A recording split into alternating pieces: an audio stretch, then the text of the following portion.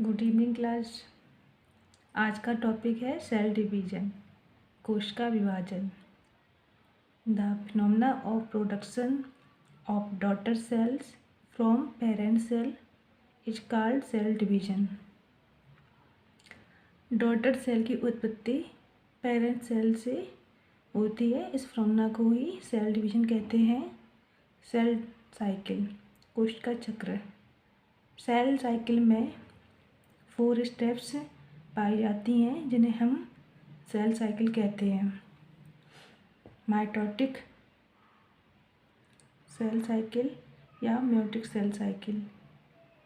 Cell cycle में G1, S, G2, M 4 stages पाई जाती हैं।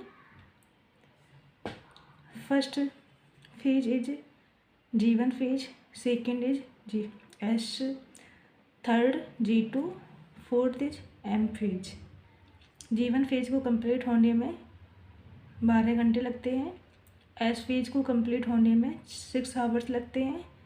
G2 फेज को कंप्लीट होने में 12 आवर्स लगते हैं। M फेज को कंप्लीट होने में 1 आवर्स लगता है। Total time cell cycle complete होने में 31 आवर्स लगते हैं।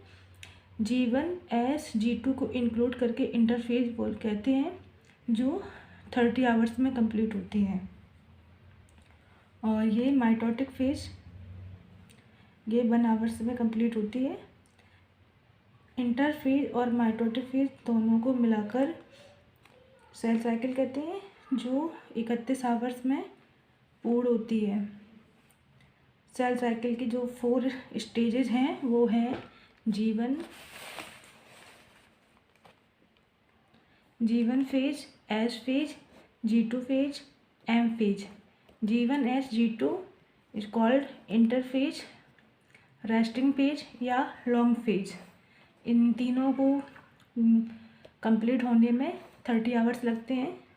और जो M फेज है, मेयोटिक फेज, माइटोटिक फेज, उसमें 1 आवर्स का टाइम लगता है।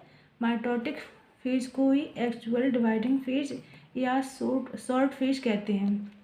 The correct sequence of cell cycle G1, S, G2, M। G1 phase, G1 phase को पोस्ट माइटोटिक फेज या प्री DNA सिंथेसिस फेज कहते हैं। G1 फेज को फर्स्ट ग्रोथ पीरियड या फर्स्ट पीरियड भी कहते हैं। G1 फेज में प्रोटीन, RNA और राइबोसोम्स की सिंथेसिस होती है। G1 फेज S फेज के पहले होती है, जो इसमें ये प्रिपरेटरी फेज है। ये DNA सिंथेसिस के लिए अपने आप को प्रिपेयर करती है। इस फेज में सेल्स जो है वो अपने आप को प्रिपेयर करती है DNA सिंथेसिस के लिए। G1 फेज में प्रोटीन, RNA, राइबोसोम्स की सिंथेसिस होती है, जो हेल्प करती है आगे चलकर DNA सिंथेसिस में, ये हेल्प करती है। G1 फेज सेल साइकिल का 30 to 40 टाइम यूटिलाइज करती है। G1 फेज में सेल डिवीजन के लिए डिसीजन होता है कि माइटोटिक डिवीजन होना है कि नहीं। S फेज को DNA सिंथेसिस फेज भी कहते हैं। S फेज G1 फेज चलने के बाद चलती है। S फेज में DNA रेप्लिकेशन या DNA सिंथेसिस और हिस्टोन प्रोटीन का सिंथेसिस होता है, क्योंकि S फेज में DNA रेप्लिकेशन करने वाला एंजाइम DNA पॉलीमरेज एक्टिव हो जाता है। सेल साइकिल का 30 से 50% टाइम S फेज में लगता है। G2 फेज को पोस्ट DNA सिंथेसिस फेज या सेकेंड ग्रोथ पीरियड या सेकेंड गैप पीरियड भी कहते हैं। G2 फेज S फेज के पश्चात चलती है, जो कुल सेल साइकिल का 10 to 20% टाइम लेती है। G2 फेज में माइटोकॉन्ड्रिया, क्लोरोप्लास्ट और सेंट्रियोल का डिवीजन होता है।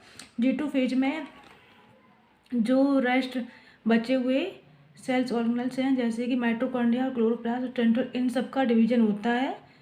G2 फेज में प्रोटीन सिंथेसिस स्पाइंडल फाइबर के लिए होती है। G2 फेज में जो प्रोटीन सिंथेसिस होती है वो स्पाइंडल फाइबर में के लिए मतलब यूटिलाइज होती है। G2 फेज़ के बाद सेल डिवीज़न के लिए प्रिपेयर हो जाती है। G2 फेज़ कंप्लीट होने के बाद में जो सेल है वो डिवीज़न के लिए तैयार हो जाती है। G1 फेज़, S फेज़ और G2 फेज़ को मिलाकर इंटरफेज कहते हैं। G1, S, G2 तीनों को मिलाकर इंटरफेज या रेस्टिंग फेज कहते हैं।